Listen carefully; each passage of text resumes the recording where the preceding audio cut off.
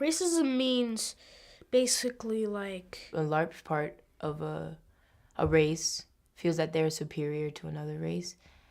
And so not only do they believe that, but they act on it. Examples would be in class. Sometimes I'd be the only black kid, and we read a book like, I don't know, Huck Finn, and then there's that uncomfortable moment, the magic word would come up, and people would look at you and like, what's his reaction and things like that. I was walking home from school with this one white girl, and we just gotten off the bus, and we were almost home, and there were these group of black kids that just gone out of school. And she was like, oh, let's cross the street. There's a group of black kids. I don't want to run into them.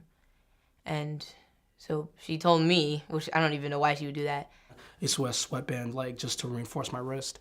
And I had a teacher come up to me and say, you should take it off because it looks gang affiliated. I've been in situations where, I had to cross the street because I didn't want to scare the white lady that was walking. It would get to the point where I would start to count how many times a woman would clutch her bag.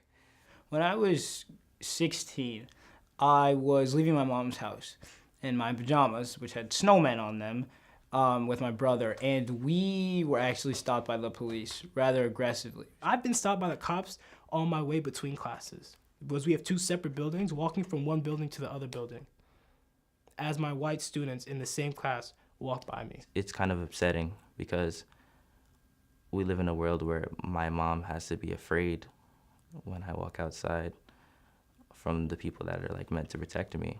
And I don't like when my mother feels like that. I love my mother. I want her to always be happy. I walk tall, I keep my head up, try to be very articulate and polite. And so, of course, I was like, okay, I'm going to be fine because I act a certain way. And of course, that has absolutely nothing to do with it.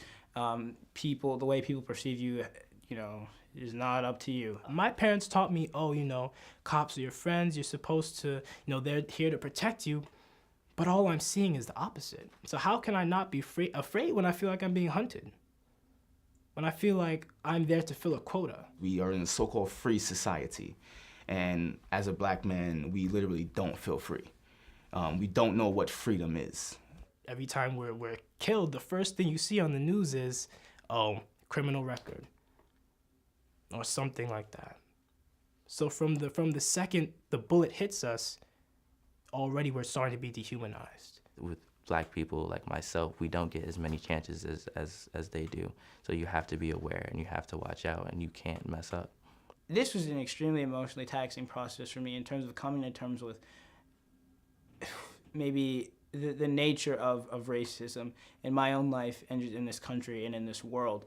And if you wait until somebody is 12, 13, and 14 to put that on them, it can be really difficult. My dad, he's just like the honest one. He's like, listen, son, like there are things in this world, like you kind of have to watch out.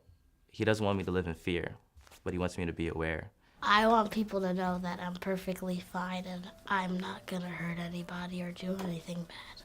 I should be judged about like who I am and what kind of person I am. My parents would tell me, especially my mom, she would tell me, you have to endure, you have to muscle through it. And this is no different. It's a part of being a person of color in America. And there's a certain comfortability associated with that, because if I know that something is inevitable, then I know how to deal with it. Fortunately, I've had parents who have said, this is what you do. Mom and Dad, I'll be fine because you did a good job raising me. You gave me all the resources and the time and the blood, sweat, and tears to make me a good man, an honorable man, and the foundation to survive in this country. I want you to know that I will act in an appropriate manner and do everything that you told me to do because I do love you, and I know that everything you say is not for a reason and not just to talk, and I love you.